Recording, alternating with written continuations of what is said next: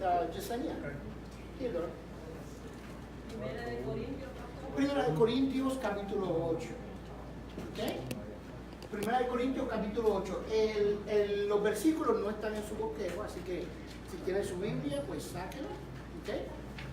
Y vamos a leer en el nombre del Padre, del Hijo y del Espíritu Santo. Amén.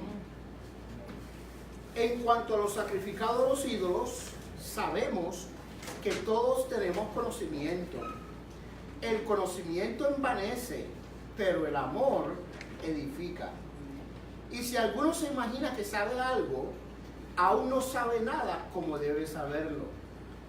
Pero si alguno ama a Dios, es conocido por él. Acerca pues de las viandas que se sacrifican a los ídolos, sabemos que un ídolo nada es en el mundo y que no hay nada más que un Dios. Pues aunque haya algunos que se llamen dioses, sea en el cielo o en la tierra, como hay muchos dioses y muchos señores, para nosotros, sin embargo, solo hay un Dios, el Padre, del cual proceden todas las cosas, y nosotros somos para Él, y un Señor, Jesucristo, por medio del cual son todas las cosas, y nosotros por medio de Él. Pero en todos hay este conocimiento, porque algunos, habituados hasta aquí a los ídolos, comen como sacrificado a los ídolos, y su conciencia, siendo débil, se contamina. Si bien la vianda no nos hace más aceptos ante Dios, pues ni porque comamos seremos más, ni porque no comamos seremos menos. Pero mirad que esta libertad vuestra no venga a ser tropezadero para los débiles, porque si alguno te ve a ti, que tienes conocimiento, sentado a la mesa en un lugar de ídolos, la conciencia de aquel que es débil no será estimulada a comer de lo sacrificado a los ídolos. Y por el conocimiento tuyo se perderá el hermano débil por quien Cristo murió. De esta manera, pues, pecando contra los hermanos e hiriendo su débil conciencia, contra Cristo pecáis. Por lo cual, si la comida le es a mi hermano ocasión de caer, no comeré carne jamás para no poner tropiezo a mi hermano. Estos versículos como que le dan un poquito de hambre, ¿verdad? Esto de carne, de comida, ¿verdad que sí? Pero esta porción no se trata de la comida, aunque la comida es el asunto. ¿Ok? No se trata de comida, aunque la comida, en este caso, es el asunto. Ahora, vamos a establecer la siguiente premisa porque es importante. ¿Cuál es la mayor virtud? ¿Ah? El amor. El amor es la mayor virtud. ¿Verdad que sí? Dice 1 de Corintios, por cuanto permanecen la fe, la esperanza y el amor, pero el mayor de estos es ¿cuál? El amor. De manera, amados hermanos, que cuando Pablo abarca el tópico en este capítulo 8, está levantando el amor por sobre cualquier otra virtud. ¿Ok?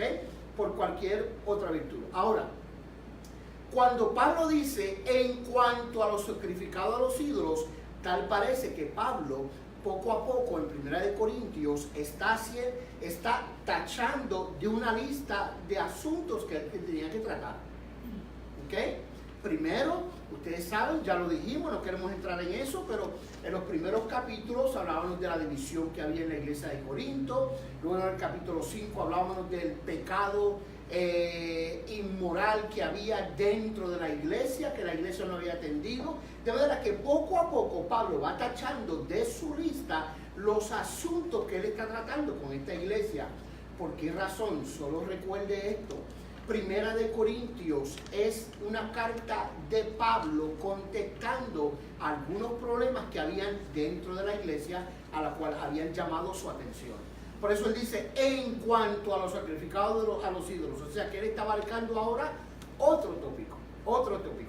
Ahora, bien importante, la conducta del creyente debe ser regida por varios principios importantes, pero ninguno mayor que el amor. ¿Okay? Ahora, es por eso que en este capítulo Pablo presenta el argumento de que el amor genuino hacia los hermanos es superior al mérito que debe de tener el conocimiento. El amor es mayor que el conocimiento. Ahora, estamos hablando aquí, ¿verdad que sí? Nosotros somos, si usted, ¿verdad?, se ha dado cuenta, bien aferrados a tener un conocimiento concreto de la Sagrada Escritura. Estamos claros, ¿verdad que sí? Este siempre ha sido nuestro énfasis como iglesia. Pero, ¿con qué propósito? ¿Para qué, pregunto yo, nosotros queremos obtener conocimiento? A ver, ¿por qué razones nosotros queremos tener conocimiento?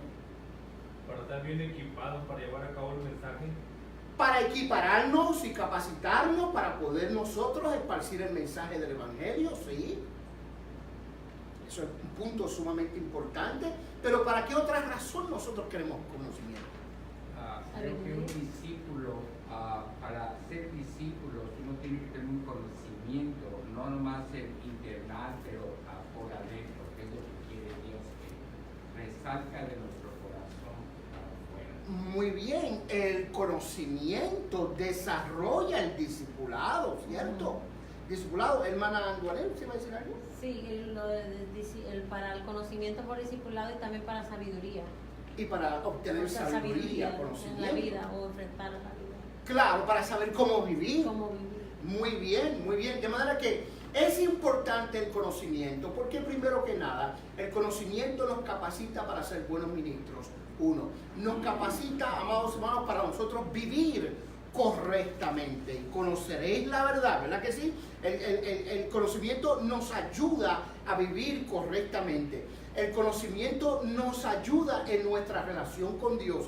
Pero el conocimiento, cuando es puesto en práctica, no solo somos nosotros los beneficiados, sino las personas alrededor nuestras son beneficiadas. ¿Correcto? Porque para eso nosotros queremos conocer más a Dios. Y esto es sumamente importante. ¿Por qué razón, amados hermanos? Porque muchas veces el deseo de obtener conocimiento dentro del ámbito de la palabra de Dios, muchas veces es un sentimiento o un propósito egocéntrico. Yo quiero tener mucho conocimiento para saber mucho, pero ¿para qué? ¿Verdad? Es como el que quiere poder del Espíritu Santo para tener poder, pero ¿para qué? Y noten esto, que cuando Cristo prometió y recibiréis poder para cuando haya venido sobre vosotros el Espíritu Santo, ¿para qué era ese poder? Para dárselo a otro, para ser testigos. De manera que el conocimiento que nosotros adquirimos de la palabra de Dios es para también compartirlo en beneficio de los demás. Compartirlo en beneficio de los demás. Y esto es sumamente importante. Ahora, recordemos esto, amados hermanos, que Pablo, cuando recibe esta lista, Pablo tiene en mente ciertos factores que existían dentro de la iglesia. ¿Ok? Ahora, miren esto. Ok. Como que me falta algo ahí. Ok. Cuando domina el amor, el conocimiento se hace, dice ahí, itul, pero debe decir útil. ¿Ok? Cuando domina el amor, el conocimiento es beneficioso. ¿Estamos claros? Cuando nosotros adquirimos conocimiento, pero la virtud predominante es el amor, ese conocimiento entonces bendice a otros. Amén. Hay siempre, amados hermanos, establecimos siempre una diferencia entre lo que es tener conocimiento y tener inteligencia y lo que es tener sabiduría. ¿Ok? Hay conocimiento que bendice a otro, pero hay también inteligencia y conocimiento que puede dañar a otro. ¿Alguien me puede dar un ejemplo de eso? Hay conocimiento, inteligencia que beneficia a una persona, pero también hay conocimiento e inteligencia que puede dañar a otro. ¿Cómo? Cuando surge la arrogancia. Cuando hay arrogancia, sí, como resultado de la arrogancia. Pero ¿en qué momento de la vida, ¿verdad? Cuando nosotros observamos la vida, ¿verdad que sí? A las personas, ¿cuándo es que la inteligencia y el conocimiento puede ser perjudicial para los demás? ¿Cuándo? ¿En qué momento? Cuando no estamos alineados con lo que es la palabra, cuando el conocimiento se aplica para fines egocéntricos, ¿verdad que sí? Necesita una persona que está en un laboratorio fabricando una bomba para cometer un acto terrorista, ¿necesita inteligencia? Sí. Claro que sí. ¿Necesita conocimiento? Sí. Pero ese conocimiento, ¿bendice a alguien? No. ¿Ok? De manera que si este ejemplo, que es un poquito drástico que estoy trayendo, es una realidad en cuanto a nuestro diario vivir, muchas veces aún el conocimiento dentro de la iglesia, en lugar de bendecir a alguien, lo daña. Lo daña, ¿verdad que sí? Y es una realidad que nosotros tenemos que tener presente. Ahora, el conocimiento no lo es todo. Nunca vamos a saber a cabalidad todo lo que debemos de saber. Nótese que primero Pablo, regreso un poquito, regreso. Dice, en cuanto a los sacrificados de los ídolos, sabemos que todos tenemos conocimiento. Dice, el conocimiento envanece, pero el amor edifica. O sea, que conocimiento sin amor es fútil. No tiene ningún resultado. Ahora, y mira lo que dice Pablo, que Pablo todavía no aborda el tema de la comida. Ahorita vamos a lo de la comida, pero Pablo en los primeros 3 versículos hace una introducción respecto al conocimiento y el amor para entonces hablar del tema que le han traído. Dice el versículo 2, y si alguno se imagina que sabe algo, aún no sabe nada, ¿cómo debe saberlo? Pero si alguno ama a Dios, es conocido por Él. ¿Verdad que sí? El conocimiento no lo es todo. Nunca sabremos a cabalidad todo lo que debemos de saber. El conocimiento es complementado por la experiencia, lo cual es un proceso que nunca se acaba. ¿Cuándo yo voy a terminar de aprender? Nunca. Nunca. ¿Cuándo voy a terminar de aprender las Sagradas Escrituras? Nunca. Nunca. ¿Por qué razón? Porque no solo es información que afecta al intelecto, sino que esa información que afecta al intelecto debe de ser corroborada por la experiencia que yo recibo. ¿Estamos claros, amados hermanos? De manera que progresivamente nosotros vamos entendiendo más a Dios, conociendo más a Dios a través de la experiencia. Nadie puede decir, yo tengo una fe como la que tuvo David en Salmo 23, hasta que no pase por lo que pasó David. ¿Verdad que sí? Nadie puede afirmar, yo me identifico con el rey David, porque Jehová es mi pastor, nada me faltará, lo ha dedicado para todo, ¿verdad? Conocemos el Salmo, pero nadie como David, por su experiencia, conocía lo que él declama en el Salmo 23 porque lo vivió. Poco a poco, en nuestro peregrinaje como creyentes, nosotros vamos confirmando el conocimiento que recibimos por nuestra experiencia. Y eso lo digo yo. Pablo dice, no pretendo que haberlo alcanzado todo. ¿De quién yo estoy hablando? Del hombre que escribió la mitad del Nuevo Testamento. No pretendo haberlo alcanzado todo, sino que prosigo al blanco, y él lo pone como una probabilidad para ver si yo logro asir aquello por lo cual yo fui asido por Cristo. En otras palabras, la gracia de Dios tiene una dimensión que está fuera de la capacidad del hombre entenderla a primera instancia, y solo la experiencia nos lleva a conocer más a Dios. Pero la experiencia sin el conocimiento es peligrosa, y el conocimiento sin la experiencia también es peligroso. ¿Estamos claros? El conocimiento sin la experiencia es peligroso, y la experiencia sin el conocimiento también es peligroso. Cualquiera habla de la fe de lo que saca de un libro. Vívalo. ¿Verdad que sí?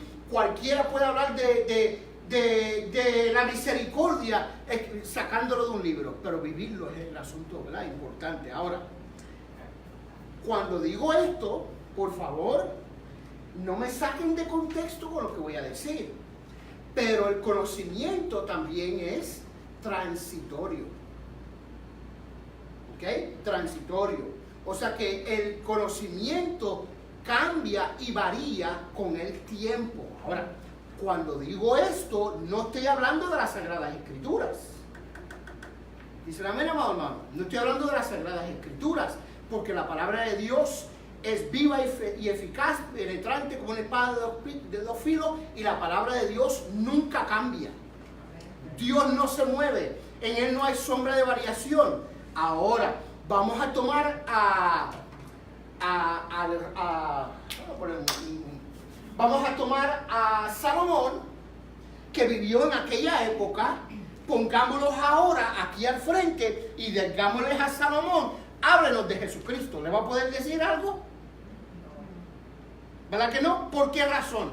Porque el conocimiento que él tenía estaba restringido a la época en la cual él vivió. Pero conoció Salomón la gracia, conoció la muerte de Cristo, conoció lo que la muerte de Cristo hace. No. De manera, amados hermanos, que el que tiene un conocimiento, pero no ha transitado a un conocimiento de la palabra de Dios, entonces se queda atrás. ¿Por qué yo establezco esa premisa? Porque cuando la iglesia de Jesucristo se formó, ¿cuándo fue que la iglesia cristiana se formó? ¿Ah? En Hechos capítulo 2, ¿verdad que sí? ¿Dónde? Después de Pentecostés. El día de Pentecostés se fundó la iglesia, ¿verdad que sí? ¿Cuáles fueron la mayoría de los miembros nuevos de la primera iglesia? Judíos. ¿Tenían ellos el conocimiento que tenían los apóstoles cuando los apóstoles predicaron? No, ellos tenían la cantidad de conocimiento que ellos aprendieron de su religión, basado en ¿qué? En el judaísmo. ¿Necesitaban ellos una transición de conocimiento? ¿Sí o no? Sí. Claro que sí. ¿Causó esto problemas a la iglesia? ¿Sí o no? Sí. Come on. Sí. Claro que causó problemas. ¿Cuál fue el problema que esto causó a la iglesia? Que hubieran personas con un conocimiento antiguo que no pudieron ser renovados en el nuevo conocimiento, en la gracia. ¿Qué problemas causó esto en la iglesia? Bueno, A ver. Sí. cuando los gentiles se estaban convirtiendo, les querían algunos imponer, lo que dijo la hermana, lo de la circuncisión, entre otras cosas. Exacto, cuando los nuevos creyentes en Hechos capítulo 2 se convirtieron y luego Pablo comienza a predicar y Pedro comienza a predicar a los gentiles, porque Dios preparó a Pedro para predicar ¿a dónde? Gentiles. ¿En casa de quién? El centurión, ¿llamado cómo? Cornelio. En casa de Cornelio. ¿Lo tuvo que preparar Dios? ¿A Pedro? ¿Cómo? Cuando estaba en la azotea en la hora tercera de la tarde, en la hora novena de la tarde, y de momento baja un lienzo, ese lienzo se abre y había de todos reptiles que se arrastraban sobre la faz de la tierra, y Dios le dice, oí una voz que le decía a Pedro, mata y come. ¿Y qué dice Pedro? ¿A dónde fue Pedro? Al conocimiento antiguo. No me es lícito comer lo que Dios ha maldito. Y Dios le dice, lo que yo limpié, no lo llames tú inmundo. En otras palabras, aún Pedro inicialmente su conocimiento no había sido transitado al conocimiento de la gracia. Pero lo aprendió Pedro ¿cómo? ¿Cómo lo aprendió Pedro? Experiencia. Con la experiencia. Con la experiencia, ¿verdad que sí? Con la experiencia. Ahora, esto es sumamente importante. ¿Por qué razón? Porque cuando no tenemos un conocimiento claro de la gracia, nuestro conocimiento daña a los demás. ¿Ok? Ahora, dice, si alguno se imagina saber algo aún no sabe nada como debe de saberlo. ¿Por qué? Porque el conocimiento es progresivo. Pero si alguno ama a Dios, es conocido por Él. ¿Ok? Si alguno ama a Dios, es conocido por Él.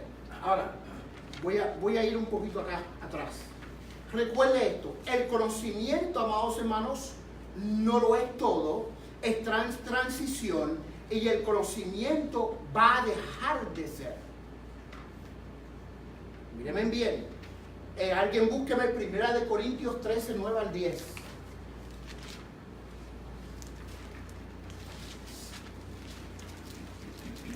Primera de Corintios 8 al 10.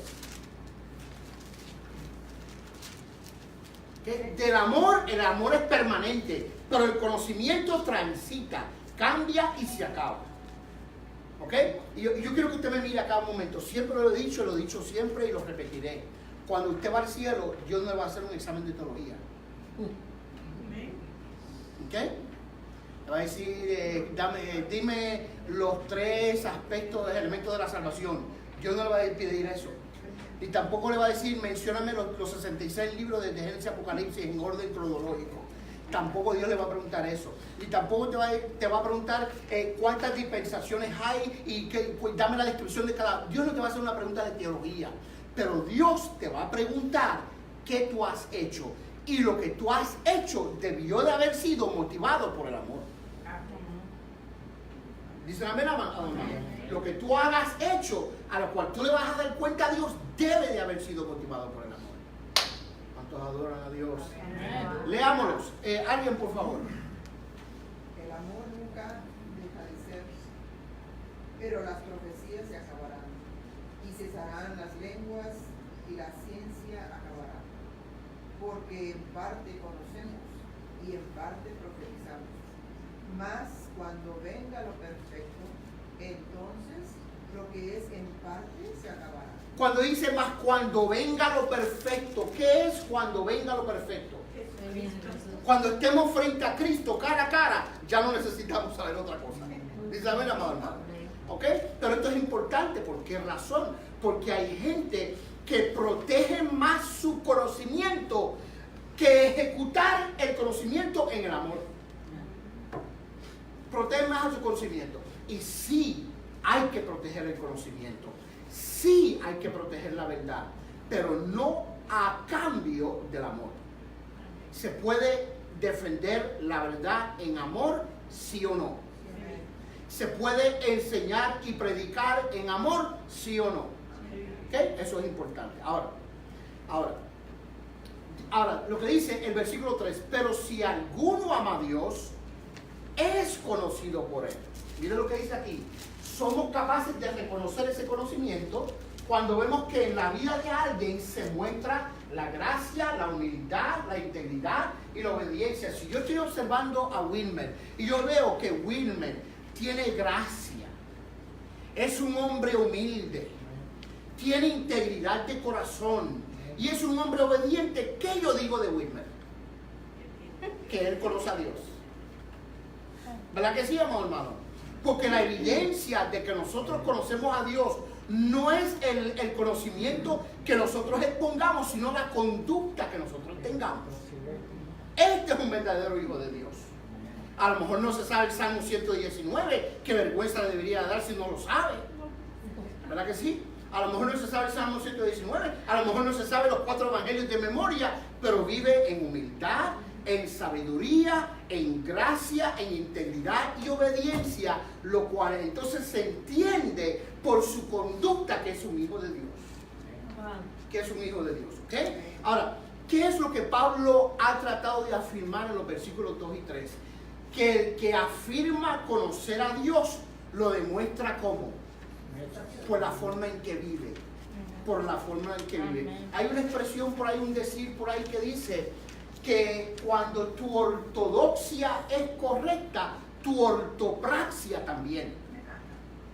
O sea, cuando tu conocimiento de Dios es correcto, esto va a resultar en una vida práctica correcta. ¿Verdad que sí, hermano? ¿Y esto es una gran verdad? ¿Sí o no? Sí. Claro que es una gran verdad. Ahora, todos los tesoros, la sabiduría y conocimientos de Dios están atesorados ¿en quién? ¿En la persona de quién? De Jesucristo. Por eso el que tiene a Jesucristo lo tiene todo. Dicen amén, amado hermano. El que tiene a Jesucristo lo tiene todo. Vamos a buscar Colosenses 2, 2 al 3. Manando por favor, si lo tienen. Colosenses 2, 2 al 3.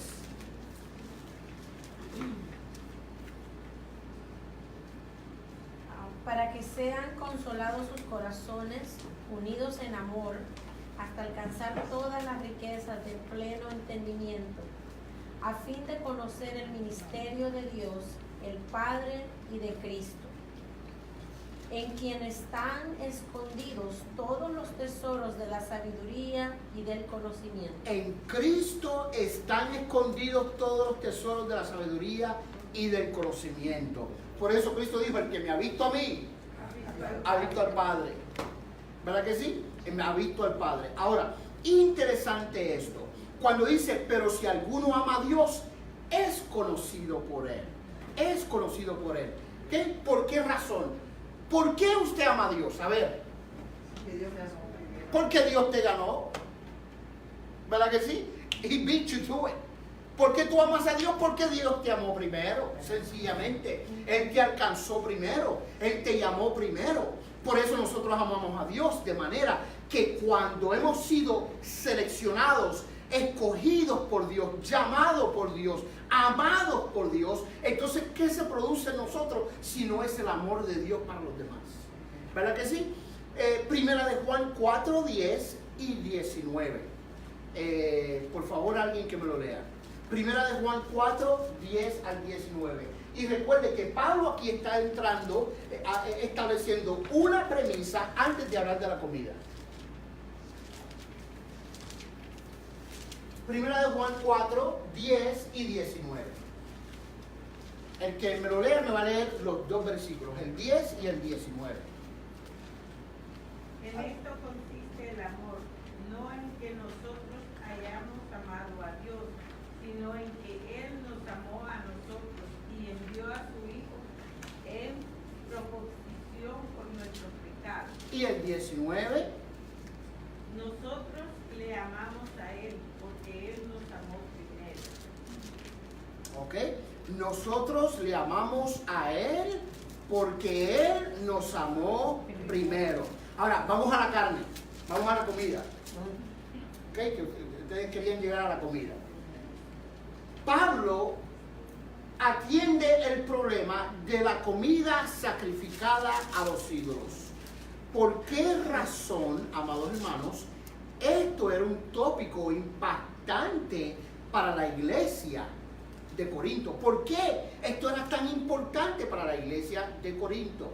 Recordemos el primer concilio de Jerusalén, el primer concilio que tuvo la iglesia, la reunión con todos los oficiales que tuvo la iglesia, ¿dónde? En Hechos capítulo 15.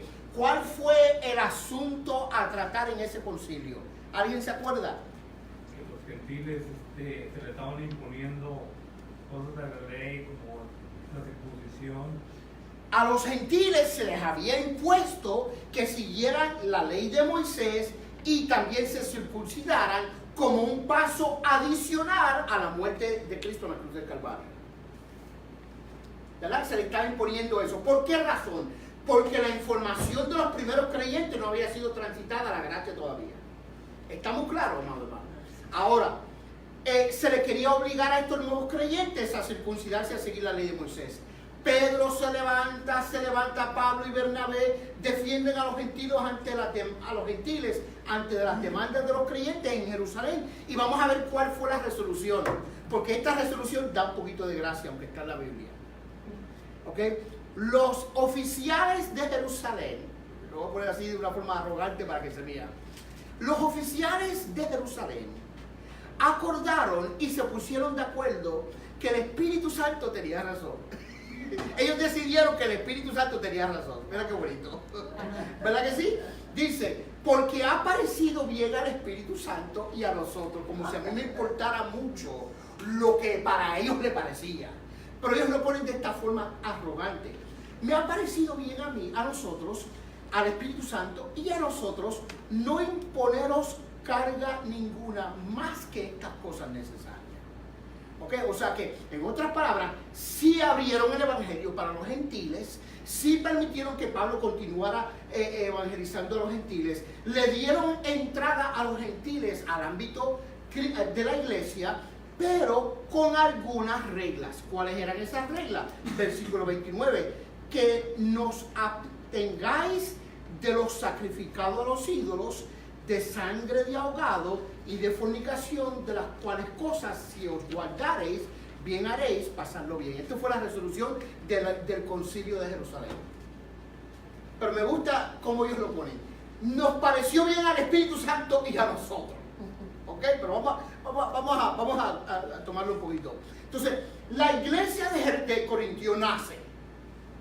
Muchos de los creyentes que eran judíos también crecen junto con los hermanos nuevos de la iglesia de Corinto. Ahora ellos están teniendo un gran dilema. ¿Por qué razón? Porque la práctica común en Corinto, en la sociedad de Corinto, ellos hacer actividades donde hacían sacrificios a sus ídolos, y esos sacrificios se dividían en tres partes. Primero, el ídolo, hacían un sacrificio donde quemaban una porción del sacrificio a los ídolos. La segunda porción era para el sacerdote de esa religión, de esa deidad, ¿verdad? Él se quedaba con esa carne. Y también la familia que ofrecía el sacrificio se quedaba con una parte para llevársela a su casa. ¿Ok? Hasta ahí estamos bien, ¿verdad que sí? Ahora, se llevaba esta comida a la casa que había sido sacrificada a los ídolos, y luego le decían, voy a poner aquí varios ejemplos, mira, Chris y Jennifer, estuvimos ¿verdad? presentando a nuestro hijo allá al dios Zeus, y nos sobró una carnita, ¿por qué no vienen y nos acompañan para celebrar esta fiesta? Entonces, muchos creyentes de Corinto iban y comían de la carne junto con la familia. Ahora, ¿se oye bien? ¿Se oye bien lo que acabo de decir? Come on. No se oye muy bien. No se oye muy bien. Ahora, no se oye muy bien porque sentimos nosotros que somos partícipes de un sacrilegio prohibido por la ley. ¿Ok? Eso no suena bien.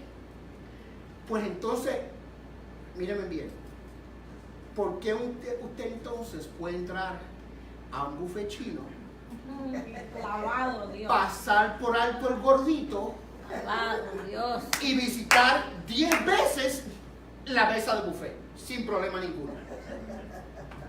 ¿Verdad? Porque suena feo lo que acabo de decir, ¿cierto?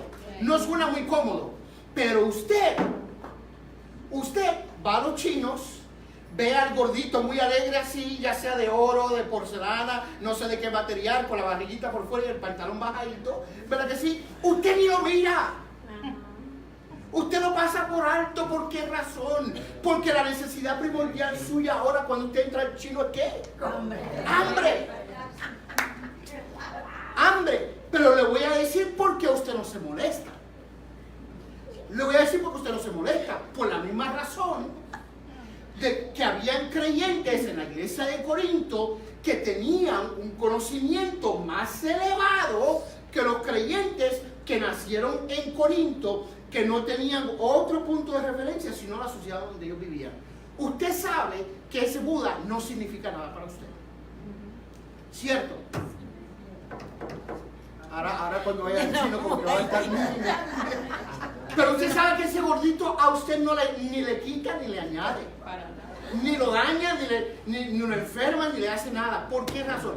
Porque usted, escúcheme, tiene un conocimiento más allá de lo que ese Buda, esa estatua representa. ¿Por qué razón? Porque usted sabe que eso no tiene vida.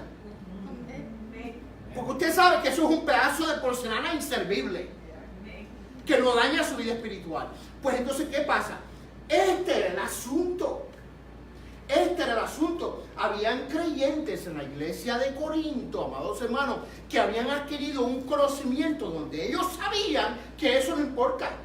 Eso no afecta a mi salvación. ¿Me siguen, amados hermanos? Híjole. El versículo 4 del capítulo 8 dice, Pablo, un ídolo no es nada. Eso es un conocimiento que usted tiene, que ese ídolo no significa nada. Usted sabe que hay un Dios.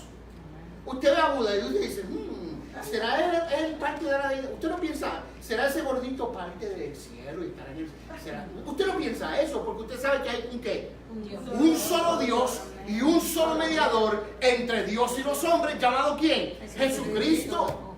¿Ok? Ahora, Pablo les recuerda a los que tienen conocimiento, ustedes saben que los ídolos no es un problema, porque eso no tiene vida. Ustedes saben que hay un solo Dios. Dice, el hecho de que comamos las viandas o no nos quita ni nos añade algo. O sea, si un ídolo no es nada y Dios solo es el que está en el cielo, entonces, ¿qué diferencia hay si comemos de las viandas o no? Ninguna, dice Pablo. O sea, Pablo está afirmando aquí, mírenme bien, Pablo está afirmando aquí que para el que tiene un conocimiento respecto a esto, no está en pecado. Come on.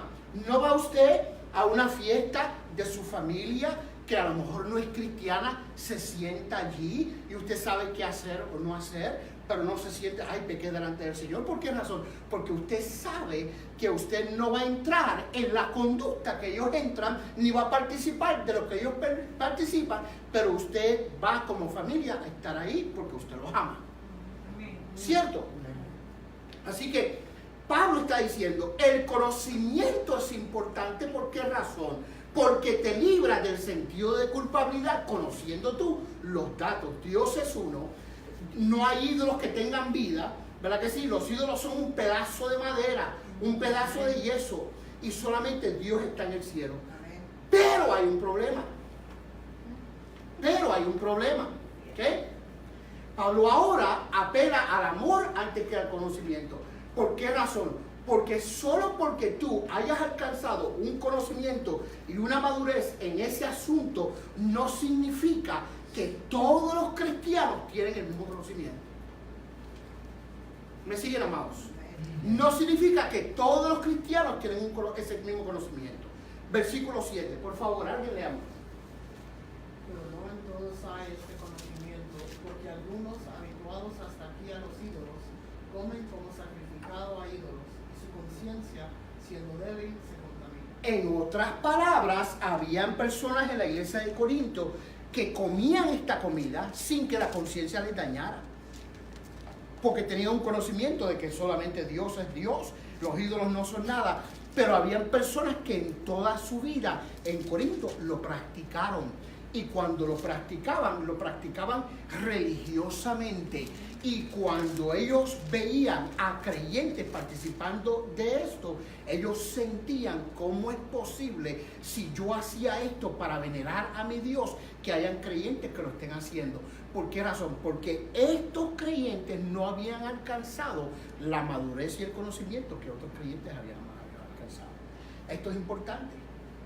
Esto es importante. ¿Por qué razón? ¿Por qué razón? Le voy a poner un ejemplo. Hay personas que si oyen una canción no cristiana, automáticamente recuerdan los momentos cuando oían la canción fumando, bebiendo. Automáticamente recuerdan, ¿verdad que sí?, el contenido de la canción de una forma que ofende a Dios. Entonces, hay personas que cuando escuchan la canción, eso es lo que viene a su mente. Hay personas que cuando oyen la misma canción, ni piensan en el cigarrillo, ni piensan en la bebida, ni piensan en el adulterio, solo piensan que el estilo de música es un acorde con el país de donde vienen. Ahora, el que mira esta música desde la perspectiva cultural, ¿está pecando? Come on. desde la perspectiva cultural, o sea, música típica de mi pueblo, la guitarra, la mandolina, el guitarrón del charro, la guitarrita del charrito, ¿verdad que sí?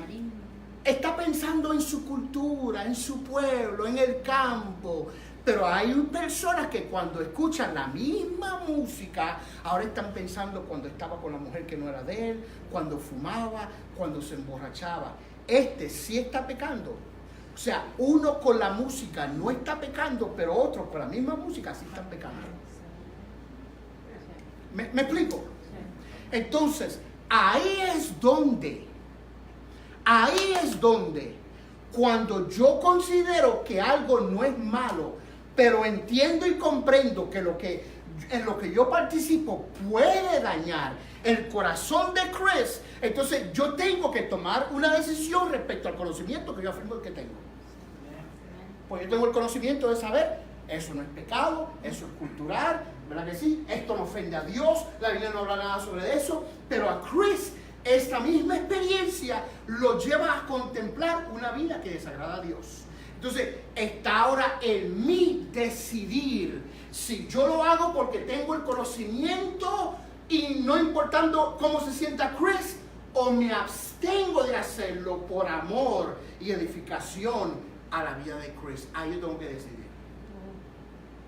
¿Me siguen, amado hermano?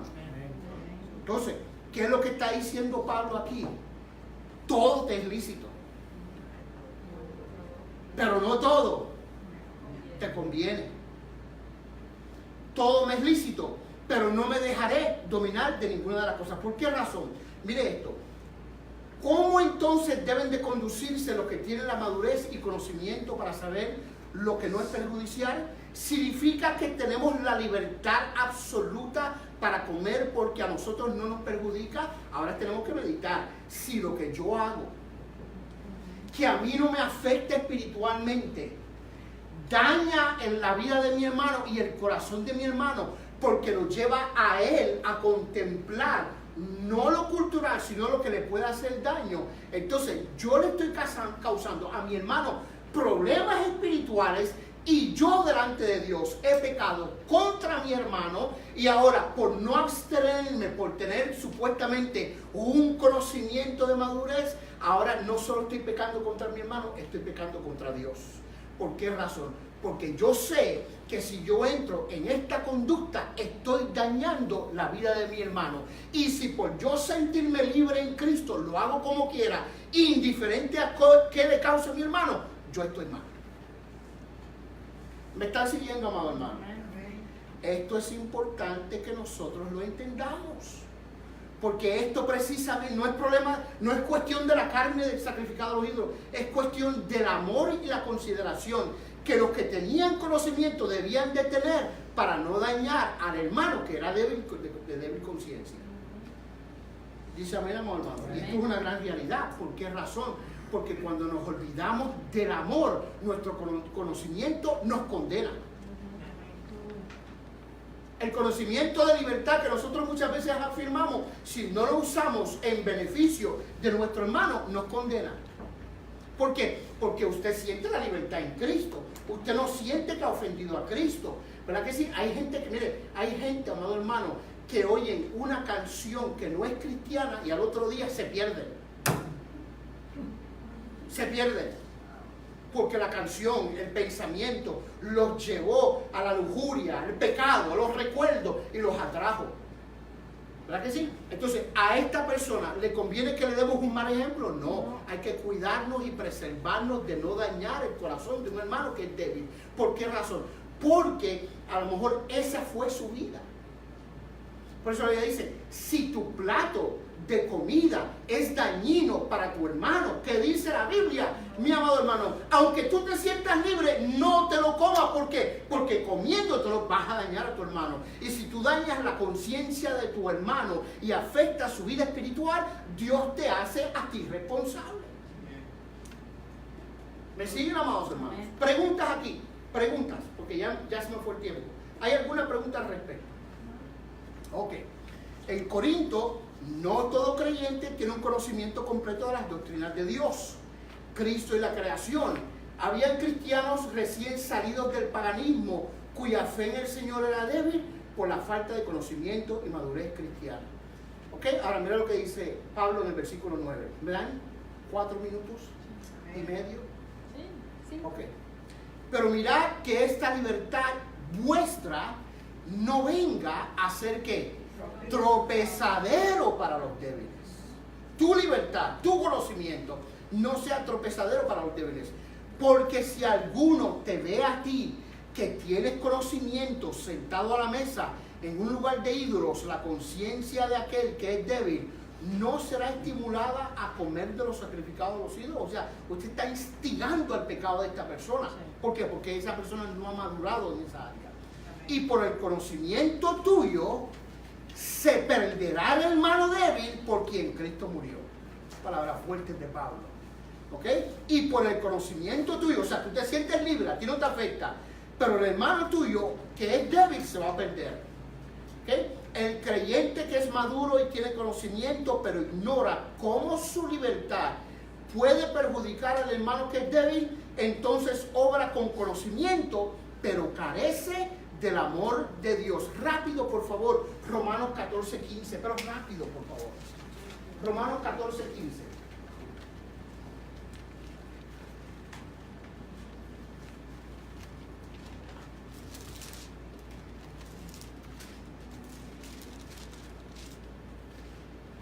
Ven. Léalo, mi hermano. Pero si por causa de la comida tu hermano es contristado, ya no andas conforme al amor. No hagas que por la comida tuya se pierda aquel por quien Cristo murió. Ok, en la versión Reina dice, pues si por causa de la comida tu hermano es contristado, ya no andas tú conforme al amor. No arruines por tu comida aquel por quien Cristo murió.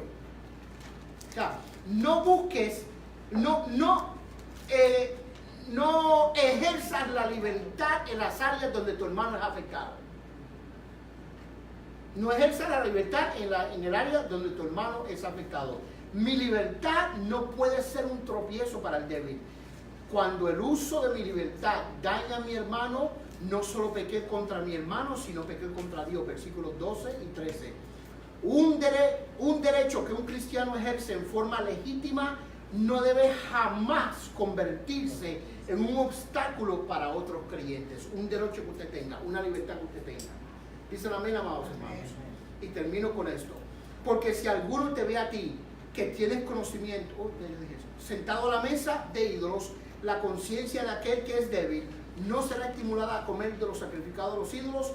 Pablo no condena al que va a este lugar si la persona sabe que no le perjudica. Porque los ídolos no son nada. Pero si el débil lo ve, piensa que no es un problema participar en la ceremonia de los ídolos, lo que el que tiene conocimiento no está haciendo. De manera que entonces el débil va a participar concienzudamente de la ceremonia de la comida y le hicimos pecar. La conducta del fuerte guía al débil, pero lo guía a descarriarse. Ya la conciencia del débil no va a ser redargüida acerca del pecado por participar en la ceremonia. Así que mira, amado hermano, miren esto. Usted tiene que amar a su prójimo más que a usted mismo. Miren bien, tiene que amar a su prójimo más que a usted mismo. ¿Ok? Cuando usted ama a su prójimo más que a usted mismo, usted no tiene problemas en renunciar a una libertad si esa libertad daña a tu prójimo. Porque esta es la actitud que muchas veces hay, no, pues que madure y aprenda. Esa es la actitud que muchas veces tenemos, pues entonces enséñale. No, hay personas que el conocimiento y el entendimiento y la madurez no llega igual. ¿Okay? Usted sabe lo que necesita una persona que toda su vida ha estado en drogas, en alcohol, en pecado. El tiempo que le tarda a esta persona madurar, entender y comprender el Evangelio no es de la noche a la mañana. Es posible, mire, es fácil para mí que fui criado en el Evangelio. Entonces, porque no se levanta si Dios cambia todas las cosas, sí, pero tú no pasaste por lo que Él pasó. ¿Verdad que sí? Pues porque Él es así. Y muchas veces este es el error que nosotros tenemos. nosotros juzgamos a los demás basado en las cosas que nosotros pudimos superar, asumiendo que todo el mundo lo debe superar como lo superamos nosotros. Yo hacía droga por 20 años y lo dejé de la noche a la mañana. Ese eres tú, gloria a Dios por eso. El hermano no. Yo cuando me convertí a Cristo ya no me gustaban las mujeres, yo solo Jesucristo. Fine, el hermano no. ¿Verdad que sí? No, que sí.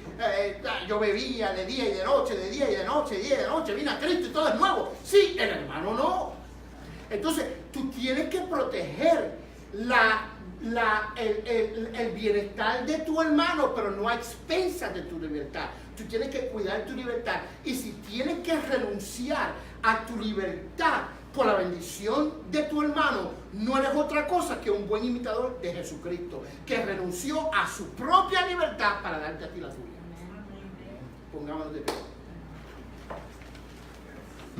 El tiempo se acabó, pero esto es importante. ¿Sabe por qué, amado hermano? Porque en Cristo usted vive la libertad en Cristo, pero no hay mayor bendición que por causa de Cristo y el bienestar de su hermano, usted, como dice Pablo, aprender a abstenerse.